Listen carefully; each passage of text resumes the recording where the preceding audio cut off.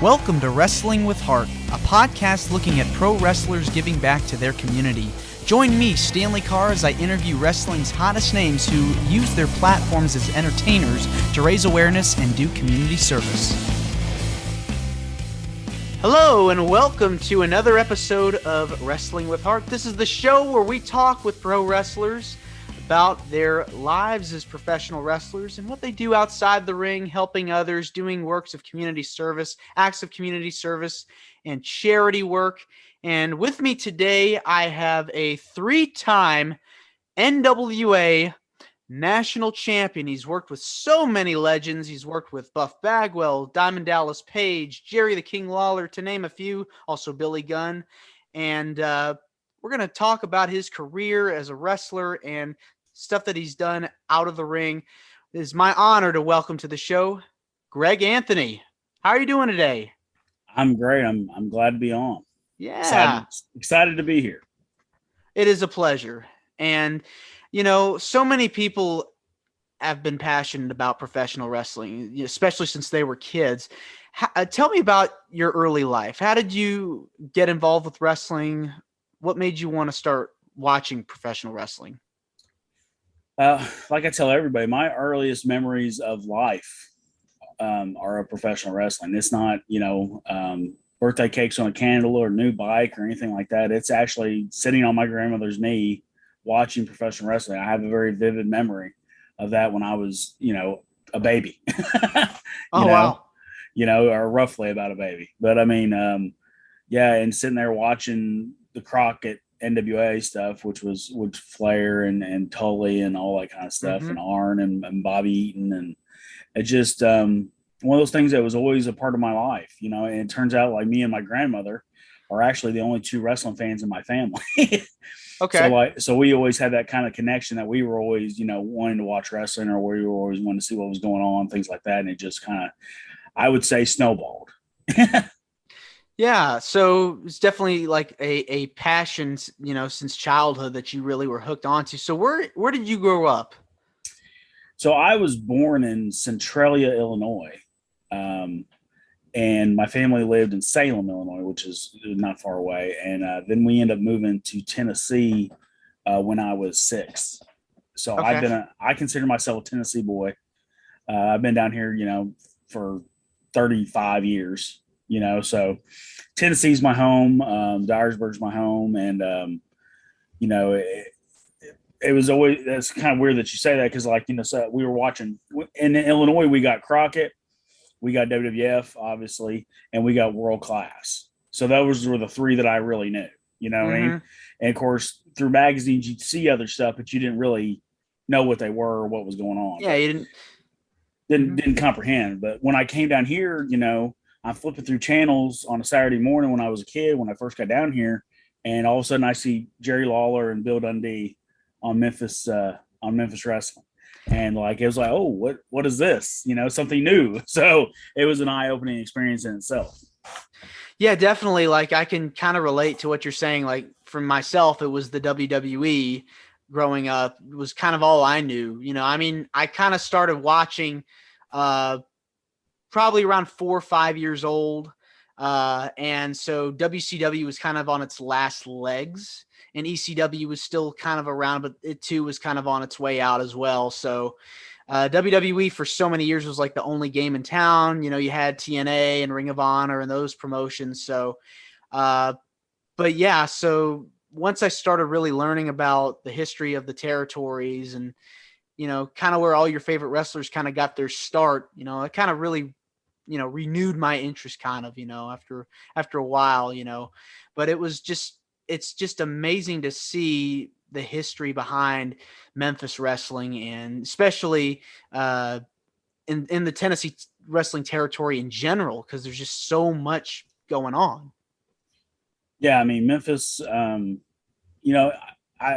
I love the fact that all those guys that I ever met that wrestled the territory days, they all have their opinion of what the greatest territory was. Mm-hmm. You know what I mean? You ask Bill Dundee what the greatest territory was, he's going to say Memphis. You ask Matt Bourne what the greatest territory was, he's going to say Portland. See what I'm saying? Yeah. It just whoever. It's amazing. And they all have a credible case, Yeah. for being the best territory. Memphis just holds a special place in my heart just because of the proximity. Yeah. I see the layers of generational what how it's impacted around here. Like if I meet someone, anybody, the first person they say usually is Jerry Lawler and Bill Dundee. Hmm. And then in my own hometown, Dyersburg, Herb Welch, who trained David Schultz and Coco Ware and a lot of guys like that. He actually lived out in Millsfield here in Dyersburg. Yeah. And so if I run into anybody over the age of 60, that's the first person they mention is Herb Welch. We actually end up naming our building after Herb. It's at the Herb Welch WrestlePlex Hmm. because it's so synonymous with wrestling around here. So, yeah, the Memphis territory is always going to hold a special place. Like I said, just for the generational impact it's had Hmm. from start to finish. No doubt about that. So you kind of mentioned it earlier. You were watching a lot of WWF and NWA and the all the territories that were broadcasting at that time. So who were like some of the wrestlers that you loved growing up? So it's kind of an odd thing. Like, obviously, when I was a kid, I loved all the baby faces and I hated all the heels. Hmm. But for some inexplicable reason, I can look back on it now and say that I was drawn to those seamless Southern heels that I ended up emulating. Hmm. You know what I mean? Bobby Eaton, Tully Blanchard, Ted DiBiase, Ric Flair, obviously. Just that. There's a lot of guys that fall into that category, but for some reason, that was the style that I really loved in the wrestler. Because I was, as a kid, yes, I liked Tom Zink, and I thought Arn Anderson was the evil bad guy. But at the same time, I would hear Tom Zink versus Arn Anderson. I go, oh, I know that's going to be a good match. Hmm. And I couldn't put my finger on why I knew it was going to be a good match. But Yes. later I understood that it was Arn Anderson, stirring the drink. You know what I mean? So like it was that kind of stuff that just really, really excited me. And stuff like Bobby Eaton. I was a huge Bobby Eaton fan because he just everything that he did, even though he was a bad guy most of the time, everything that he did looked better than everyone else. Hmm. The way he took a hip toss, the way he took a post, the way he did certain things, he just did it better than everybody. You know what I mean? And even though he's a bad guy, even as a kid, I kind of realized, oh wow, you know what I mean? Like it was a knee jerk reaction to the things he was doing. It's funny because the older you get, the more you kind of appreciate those bad guys, those heels, because they were just so good in their role. Yeah, I mean, it's something that I broke in the business. When I broke in the business, I broke in backwards. Like you're supposed to break in, you're supposed to be a baby face first, Hmm. get your ass kicked, learn how to get your ass kicked, and then eventually you'll learn how to be a heel, and you're supposed to have heels to think. Well, all the group that I broke in with, I was kind of older and I was kind of the leader, so I was always the heel of this, of us that broke in. So I end up starting heel, So Hmm. I've been wrestling for, at one point I was heel for like 15 years. Oh, hmm. You know what I mean? So like Wow. yeah, it was a huge thing for me. And then when I turned babyface, it was a scary thing. Like, do I even remember how to do this? You know what I mean? So I've often kind of heard like from several wrestlers that it's easier to get somebody to hate you than it is to love you. So I can imagine it's kind of a struggle to get that good guy reaction from the fans. it, it is and it isn't. There's an art to both sides of it. You know what I Hmm. mean? Like you can be a great heel and get over any babyface. And at the same point, you can be a great babyface and get over any heel, if you know how to do it. It's just there's a fine line between it, and it's when you have a great heel and a great babyface at the same time, that's when that magic happens. So like it's I don't ever want to downplay the babyface side because um it's a skill set of its own too. Hmm. Ricky Steamboat, Ricky Morton, guys like that, they were masters of being baby faces. You know what I mean? And to say that, their careers are less than because they weren't healed the majority of the time, I don't think it's fair. So I No, think it's both sides of the coin. that's true. So for you, who do you feel like what do you feel like portraying best? Do you prefer being a baby face or do you prefer being a heel? Well, if you would have asked me that question 6 years ago, I would have said heel hands down. But like now, I've been hometown babyface, for the last 6 years. So like for me, it's equal now. I truly love being heel, and I truly love being babyface. You got your start wrestling in April 2000, wrestling for the WWE Developmental Territory Memphis Championship Wrestling. We've talked about, Memphis was such a hotbed for professional wrestling. Tell me any fond memories that you have of working there. Man, it was just a very unique deal. We were kids, and we were trying to break in the business, and we were kind of doing the same thing like the Hardy Boys did. You know what I mean? We had our own ring, and we were doing our own thing, and but we were still trying to break in to actual wrestling, and do stuff. And my buddy, Memphis Championship Wrestling, well, they were coming to our hometown once a month, and my buddy's dad was a police officer in our hometown. So he went up to the promoter, Terry Golden, and said, "Hey, can you help my son and his friends kind of break in the wrestling business?" So like the guy being the smart guy that he was, he's like, "Well, if I put they were drawing like 30 people. It was bad, what I mean?" Yeah. But they had William Regal, and they had R-Truth, who was K Crush at the time. They had Reckless Youth. They had just this huge Daniel Bryan was there. I mean, there was just so much talent was there, you know what I mean? And they were drawing 30 people a time. And so he said, "Well, if I book these kids, maybe it'll help the house, that kind of thing." He didn't tell us that out loud, obviously, but that's kind of the thought process. So he books us in what he calls an intermission match, right? Well, that next show for the next month, we went around telling everybody, "Hey, we're professional wrestlers. We're going to get to wrestle. We're going to get to do this. We're going to do that." They end up having 200 people at that next show. Oh, wow. Yeah. An intermission match was actually semi-main event. But he didn't let us, we weren't in the locker room with the rest of the guys. We had our own completely separate locker room. We were away from all the boys, that kind of thing. So he was still protecting the business in that sense. So it was a unique thing. I mean, William Regal actually, he understood that, we were kids and we were just taking whatever opportunity he could get. He didn't have any ill will towards us because, quote unquote, we weren't in the business yet. He actually came up to us and just gave us some advice, one of our first times. Reckless Youth was the only guy that actually came in. He was in their locker room and came all the way to our locker room and talked to us and said, "Hey man, keep your heads up, keep working," that kind of thing. He was the only one that came over and talked to us, which I've always respected. It's very nice to get some praise and words of wisdom from people that have been in the business for so many years. I mean, William Regal, gosh, that's like the fountain of youth, asking for advice. Well, I was, of course, I told you I loved, Ric Flair and guys like that. So when I was kicking out, I was doing that. Every kick out was that 2 3/4, just the shoulder up kick out that Flair used to do. Yep. And Regal came up and he's like, when you kick out, bloody kick out. And I was like, "Okay, I got you." You kind of have to make it sort of realistic. Like if I'm in a fight and I don't want to be down for the count, I've got to get up so I can continue on. Well, it's just everything's a progression. You know what I mean? Yeah. We learned that. There's a great match between William Regal and Fit Finley from I think it's Germany, but they literally, it's like the first pinfall is not even a 1, it's like a half. You know what I mean? And then the next pinfall is 3/4, and then they get a 1, and then they get a 1 1/4, and then you see what I'm saying? And they just it progresses through that all through the match until they get to 3. And those European crowds, man, they're really into it. They're really intense with how the pinfalls and submissions go. They're really into it. Right.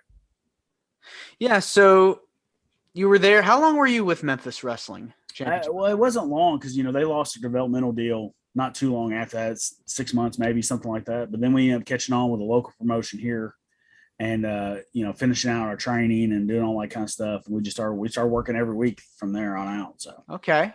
And I know that you later got to work with one of your idols, beautiful Bobby Eaton. I mean, tell me about teaming with him and memories of the Memphis or Midnight Gold, I guess I should say, the tag team that you guys were in. Yeah. So Bobby was moving to Arkansas to kind of make his home base, Arkansas. And what he was going to do was he was going to start tagging with a kid from Arkansas, and he was going to start tagging with someone from Tennessee. I got pitched as the kid from Tennessee. So in the middle of all that, the kid from Arkansas they had picked, someone got in his ear. I'm not sure exactly what happened, but he decided against it. He didn't want to tag with Beautiful Bobby. So I spoke up. I was like, well, I'll do both. You know, I can make Arkansas bookings just as easy as I can make Tennessee bookings. You know what I mean? And so we became Midnight Gold, and it was such a special time in my career because you know Bobby Eaton, you know, he's one of the greatest wrestlers of all time in ring, but he's an even better person. You know what I mean? And that's saying a lot. Yeah, You know what I yeah. mean? I mean, before he passed away, his wife had passed away, and I called him when his wife had passed away and was going to, you know, give my condolences and all that kind of stuff. And I'm trying to check on him, and all he wants to do is ask me about my wife and my kids and my company and how am I doing and stuff like that. That's just the kind of guy he was. He would give anyone the shirt off his back. He would help anybody. He loved everybody in professional wrestling, whether you were the main event guy, the first match guy, whether you were the ticket taker, the guy that swept the ring, concessions. He loved everybody. You know what I mean? I kind of wanted to talk about the work that you've done outside of the ring. I think I saw on Facebook that you donated some money to St. Jude for something. Tell me about like some of the work you've done outside of the ring as far as like working with charities and community Yeah, service. we try to do as much as we can. You know, we've held a couple of events called St. Jude Slamathons. You know what I mean? And basically, what it was is I have a buddy here in town who's really big involved with St. Jude, and he would sell advance tickets to this event, and he would wrestle on it. You know what I mean? And we donated that money to St. Jude. We do think for every once in a while we'll donate money or do an event for the Community Cancer Fund here in Dyersburg, which is a really cool thing. I love it because what it does is it helps people with cancer within Dyersburg and Dyer County. So, like if someone needs a ride to their appointment and doesn't have it, they'll pay for the Uber or something like Okay. that. Or if they're, you know, they're not able to work and their gas bills, you know, due and they don't have the money, they'll pay the gas bill, you know, just everyday things. But it's Yeah. we know exactly where the money is. It's not like one of these big corporations where, you know, you send the money in and you hope that it helps someone with cancer or something like that. We know it's going to someone in Dyer County to help something like that. You seem very passionate about helping people, and that's something I definitely like about what you're doing. Well, I mean, the thing about it is, you know, is we all need help in some way, shape, or form. You know, like I had major heart surgery in 2017, Ooh. and like it was, you know, out of nowhere. It turned out that I was 35 years old and I was born with no right arteries, and we had no idea. Oh, wow. And That's very scary. and I ended up having a 90% blockage in my widowmaker and 70% blockages elsewhere in my heart. And I was wrestling 30-minute main events every night. Hmm. I was a breath away from a heart attack, and the only reason I'm here is because the good Lord kept me around here for a good reason. Mm-hmm. And so we've always want to help people. You know, we've done stuff with families that have lost uh, everything in fires. We've held events for them. We've done stuff. We do stuff every Christmas where, you know, there's a lot of kids that obviously aren't getting the kind of Christmases that other kids are getting.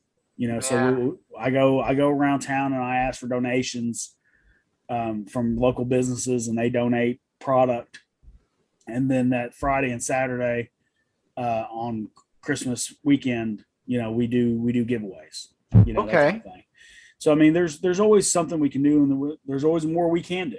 So Definitely. we're always looking for opportunities to help people.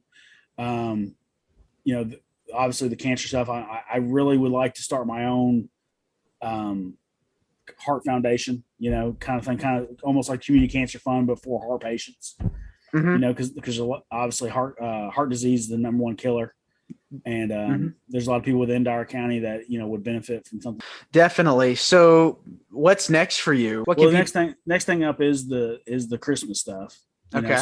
so we're gonna be going around getting all kind of stuff like that, and we've given away bikes and toys and, you know, ratchet sets and just all kinds of stuff over the last, you know, 8 years. So we're looking forward to doing that. That's always a good time. You know, next year, like I said, I'm looking to maybe start the Dyer County Heart Foundation. You know, that kind of thing. Yeah. We're just. I mean, we're looking to help the community and do as much as we can. Sure. What's been the most memorable fundraiser that you've helped out with? I would say probably, one of the St. Jude Slamathons. We had like Savio Vega, and we had a big tag match, and it was wall to wall. Like my building is it's smaller, but it's decent size. But like it Sure. was jam packed. It was Yeah. like wrapped all the way around. It was in the dead of summer, so it was Oh. miserably hot. But everyone was still in there, donating money, and I'm not sure how much we raised that night, but it was quite a bit. Oh man, that's crazy. So, why do you feel it's important to give back? Well, because it's got to be something bigger than ourselves. One, but also because, like I'm not a millionaire, but we do pretty well, and we try to help out people that are doing a little less better than us. And if everybody does that, then everybody gets help. You know what I mean? I've had plenty of people help me. You know what I mean? Stuff that I needed help with or I couldn't do on my own, and they gave selflessly to help me, and I try to do that same thing. As far as wrestling shows, what do you have going on? Where can people find you? I mean, we wrestle every Friday night in Ripley, Tennessee at the Power Pro Arena, 207 South Washington, bell time 8 o'clock. And then every Saturday night, we're in Dyersburg, Tennessee at the Herb Welch WrestlePlex, 1827 St. John Avenue. Tickets are only $5 on general admission.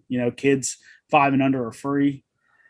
So I mean, we're always around. We put together between 125 and 150 events a year. We do spot. That's impressive. Yeah, we do spot shows. We do birthday parties for kids. We do. We did have a Memphis. We've done Mondays in Memphis and we've done Thursdays in Memphis on a weekly basis over the past year. We're kind of taking a break from it right now.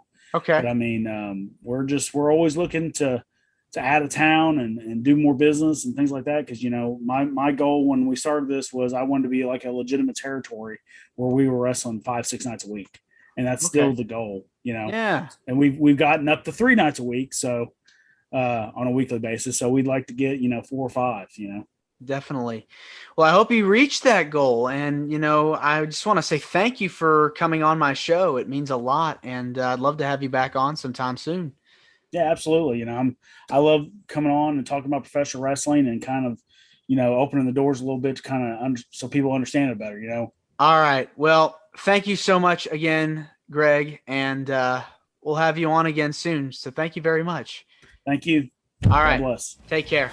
This is Wrestling with Heart. I hope you found this podcast to be informative and entertaining. If you did, please hit the subscribe button and look out for the next edition.